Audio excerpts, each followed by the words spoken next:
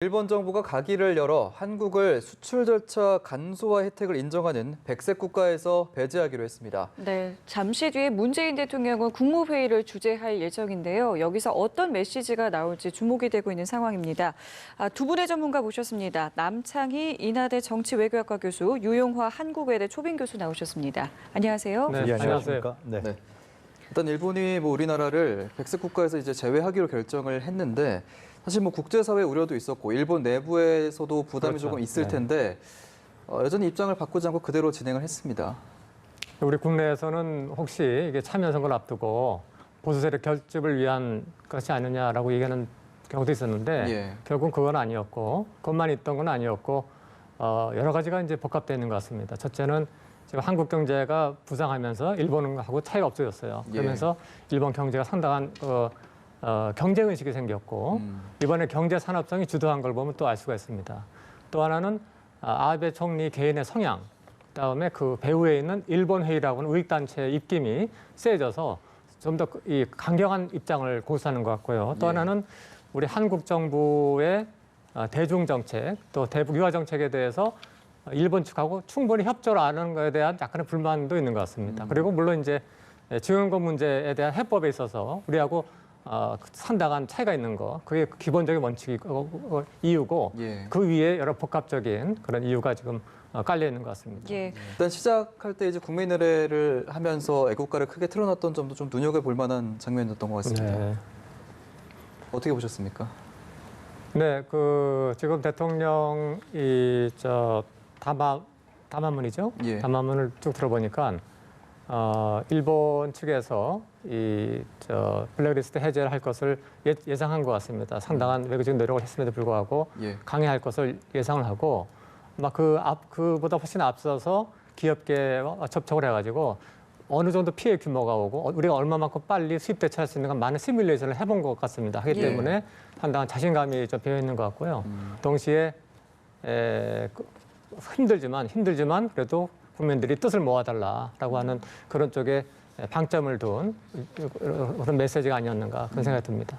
우리는 충분히 일본을 이겨낼 수 있습니다. 정부 각 부처도 기업의 어려움과 함께한다는 비상한 각오로 임해주길 바란다라고 이야기를 마쳤는데요.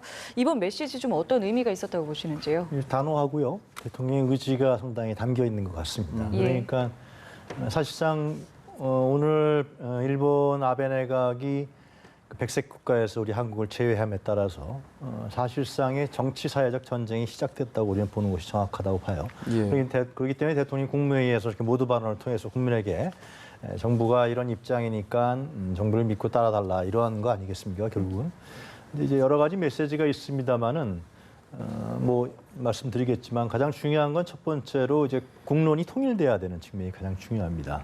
사실상의 정치 사회적 전쟁이 벌어졌기 때문에 예를 들면 국론을 분열시킨다든가 의도적으로 예를 들면 폄훼한다든가 이런 부분에 대해서 상당히 주의해야 되겠죠. 특히 정치권 같은 경우 그냥 신중해야 된다라든가 이런 추상적인 발언들 이런 상황은 제가 보기에는 아니라고 생각합니다. 이게 구체적으로 지금 벌어지고 있기 때문에 일본은 우리를 통제하고 복속하려고 하는 의도를 분명히 드러낸 거 아니겠습니까? 아직도 일본의 극우파들의 어떤 발언이라든가 글들을 읽어보면은 한국을 아직도 자기 자신들이 키웠다.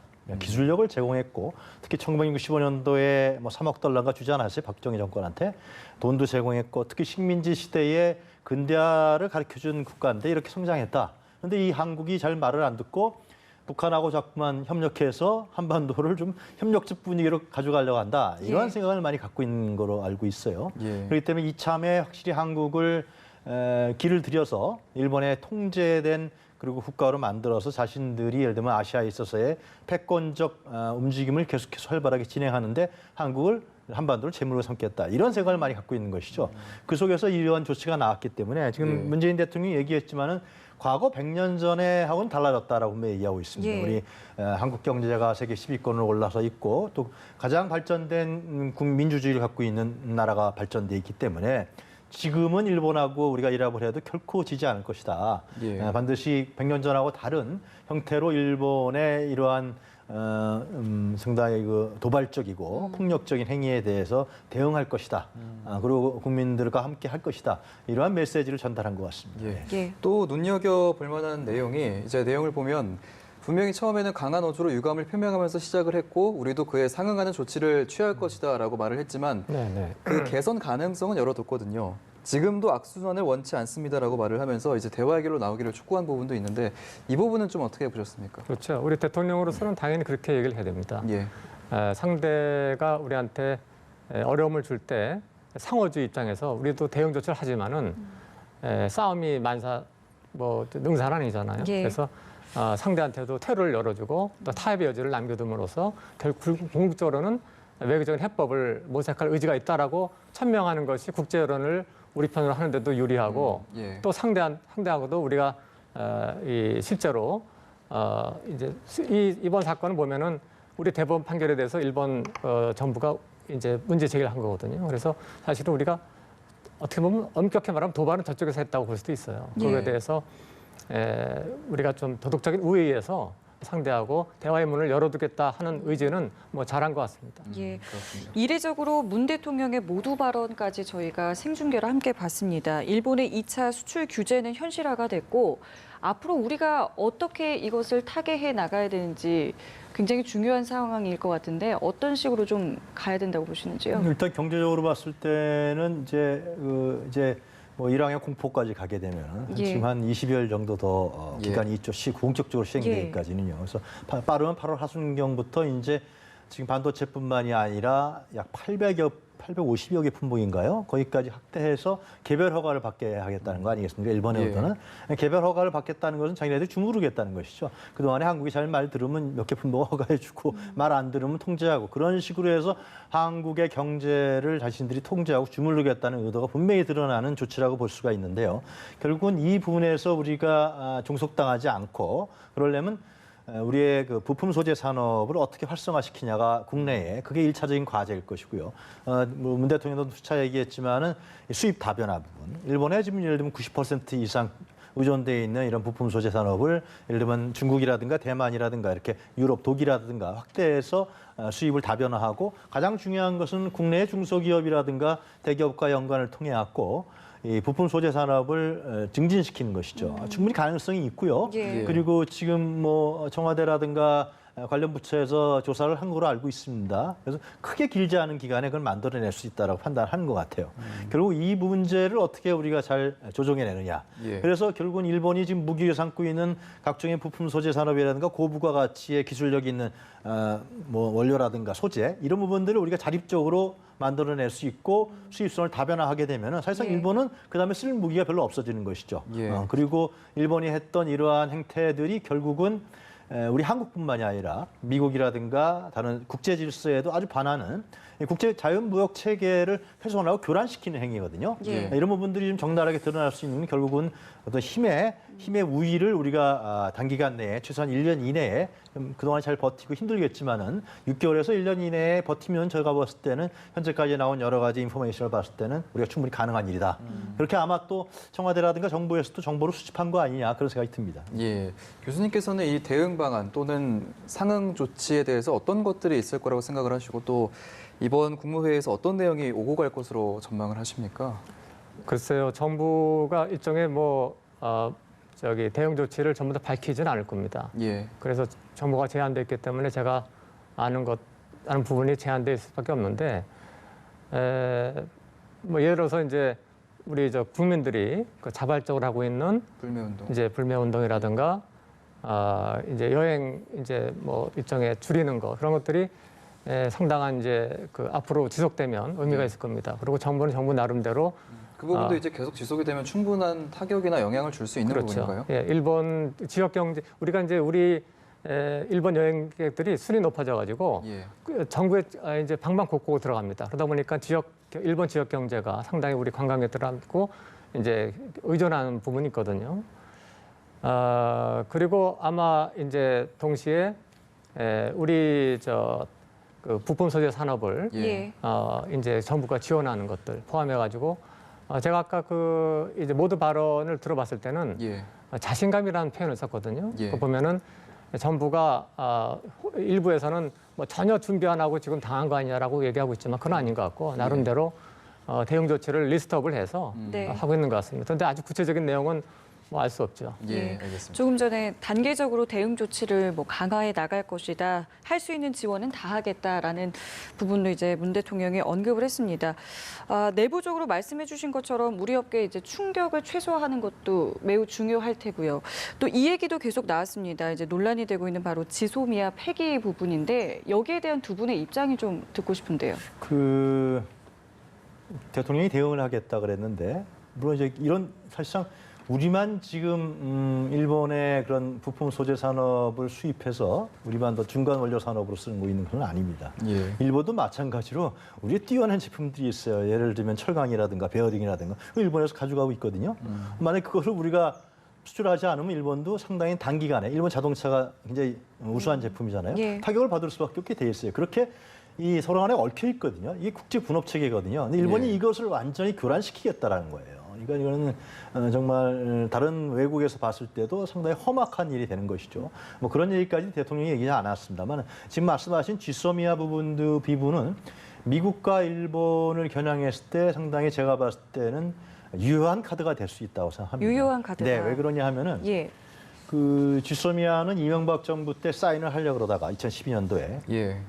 1시간 전에 사인을 안 했어요. 이명박 대통령이. 그러다가 2016년도 11월 24일인가요? 박근혜 최순실 사건 사태가 터졌을 때 그 혼란스러운 시절에 박근혜 대통령이 지시해서 사인한 것입니다. 예. 그건 왜 그랬냐면 그럼 미국의 강력한 종용이 있었던 겁니다.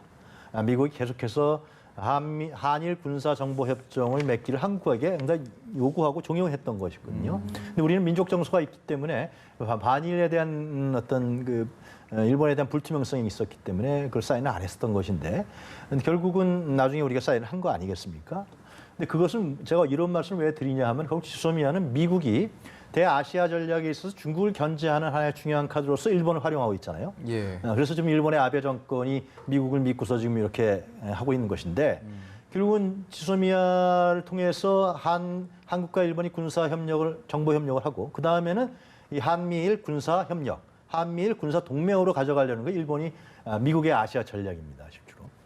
그래서 자기 자신들이 중국을 견제하고 군사비 부담을 좀 줄여서 일본이 부담하게 해서 여러 가지 계산을 해서 한 것이 미국의 대아시아 전략이고 일본을 끌어들이고 거기에 일환이 지소미아란 말이죠. 예. 그렇기 때문에 만약에 우리가 지금 이런 상황에서 그러니까 지소미아는 뭐냐 하면 우방끼리 하는 거 아니에요. 믿는 나라끼리 하는 거예요. 예. 믿지 않는데 어떤 정보를 협력합니까? 그런데 지금 일본이 취한 조치, 이번에 백색 국가 제외 조치는 우리를 우방으로 보지 않겠다는 거 아니에요? 안보 협력국에서 제외하겠다는 겁니다. 그럼 어떻게 정보를 협력할 수 있겠어요? 예. 할 수가 없는 것이죠. 그리고 실제로 그 정보라는 것은 일본이 우리에게 주는 것보다 우리가 예를 들면 휴민트라든가 북한 관련 정보를 더 많이 주고 있단 말이죠. 그래서 이 문제에 관련해서는 우리가 네. 미국에게 또 일본에게도 분명히 얘기하겠죠. 미국에게 이런 상황에서 과연 한일 군사 정보 협력을 우리 맺을 수 없다. 이것은 자동 연기되게 그러니까 이제 파기하게 되면 연기하지 못하게 돼 있는데 네. 그 점을 분명하게 미국에게 저는 얘기할 필요가 있다는 것입니다. 예. 그래서 미국이 더 이상 예를 들면 오늘 저녁에도 모인다 그러는데 한미일 장관회담이 더 이상 방관하거나 이건 놔두지 말고 일본에게 적극적으로 경고를 하고 중지를 해서 지금 일본의 이러한 반국제 질서 행위라든가 반평화 행위에 대해서 경고를 하고 스탑시켜야 된다. 스탠드 스틸이라까지 얘기 나왔는데 예. 그 조치를 미국이 하기 위해서는 저는 지소미아 파기까지도 정부가 검토해야 된다. 이 지소미아를 건들면 이제 미국 측의 반발이 오히려 중재를 하는데 촉매제가 될 것이다. 그것이 결국은 미국이 생각하고 있는 어떤 아시아 정책, 그러니까 중국을 견제하기 위해서 일본을 예. 끌어들이고 거기에 또 한미일 군사협력 동맹까지 가려고 했던 하나의 프로세스가 그것은 상당히 브레이크가 걸리는 것이죠. 사실상 지소미아는 큰 건 아니에요. 그냥 단 2급 정보만 한 거기 때문에. 그리고 일본도 마찬가지로 타격이 갑니다. 왜 그러냐 하면 일본은 결국은 지금 북중러 그런까지는 아니지만 북중러 북부 삼각 동맹이 신냉전의 질서로 올 수도 있다라는 지금 그 여지가 있잖아요. 그런 가운데서 예를 들면 이러한 한미일 군사협력이 파괴되면은 일본도 사실상 그 중간에서 한국이 그걸 지켜주는 거거든요.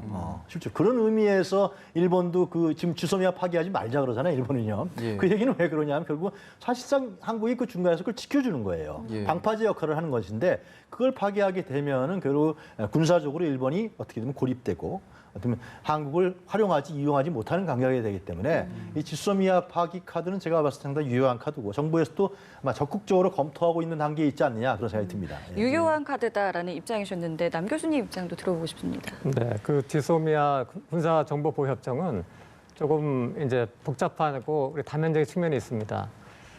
사실 지금 일본이 가장 지금 처한 중요한 안보적인 과제는 중국의 무상, 북한의 핵과 미사일입니다. 그런데 이제 그 문제를 해결하는 데 있어서 이제 아까도 방금 말씀하셨는데 한미 안보 협력이라는 메커니즘이 있거든요. 근데 그것이 이제 군사적인 압박으로만 되는 것이 아니고 북한의 경제 부흥을 위한 한미 협력체로도 가동할 수가 있습니다. 사실 북한이 현재 제가 봤을 때는 가장 유일한 희망은 일본이 지금 배상 내지는 보상 개념으로 할 수 있는 300억 불의 어떤 자원이 있습니다. 재원을 이제 북한이 상당히 기대하고 있는데 그걸 실제로 적용되기 위해서는 한미일 간에 상당히 조율이 잘 돼야 되거든요. 그런 조율이 잘 되는 과정에서 지소미아 같은 것들은 상당히 핵심적인 요소를 하는 거죠. 그래서 우리가 이제 미국의 관심을 끄는 데는 성공한 것 같아요. 우리가 이제 군사보호협정을 건드리니까. 근데 여기서 멈춰야지 잘못해서 더 나가서 실제로 폐기까지 하게 되면 미국이 일본 편에 서게 됩니다. 우리한테 상당히 불리한 거죠. 그다음에 지금 일본의 아베 정권, 아베는 지금 점점점 이제 구구 쪽으로 기울고 있는데 과거에는 이제 안보적인 현실주의자와 일본 회의 같은 우익 세력 경계선에 서 있었습니다. 근데 앞으로 우리가 일본하고 이런 마찰을 감수하면서 꼭 해야 될 것이 뭐냐면은 일본이 우리 국민 대 국민으로 감정 대 감정으로 부딪히는 걸 가장 원하는 사람들은 구구 세력입니다. 일본의 국민 감정을 반함 감정으로 묶어 세우려고 하는 거거든요. 그 함정에 빠지면 안 되고 그러기 위해서는 안보적인 현실주의자하고 구구 세력하고 분리를 해야 되는데 우리가 이 군사보호 협정 같은 아주 기본적인 협정인데 이걸 갖다가 파기하게 되면은 그나마 합리적인 안보적인 현실주의자들이 실망하고 절망하고 구구 세력하고 같은 편이 되게 돼버립니다. 그런 패착을 우리가 볼 수도 있기 때문에 일본에 대한 정책은 상당히 정밀하게 외과적으로 들어가야지 국민 감정으로 한꺼번에 몰아세우는 거 그건 조금 우리가 신중할 필요가 있다 봅니다. 왜냐하면 그것이 어쩌면 일본의 구구가 가장 원하는 결과를 초래할 수 있기 때문입니다. 그러니까 이제 지소미아 폐기 카드가 미국의 중재를 불러올 수 있는 긍정적인 효과도 있지만 역효과도 있을 수 있다는 말씀이셨고요. 이제 오늘 오후에 이제 아까 말씀해 주셨던 이제 한미일 외교장관 회담도 기다리고 있고 앞서서 이제 방콕에서 열렸던 아세안 플러스 3 외교장관 회의에서 이미 강경화 장관이랑 고노다로 외상이 한번 설전을 벌였잖아요. 그 부분도 한번 짚어주시죠.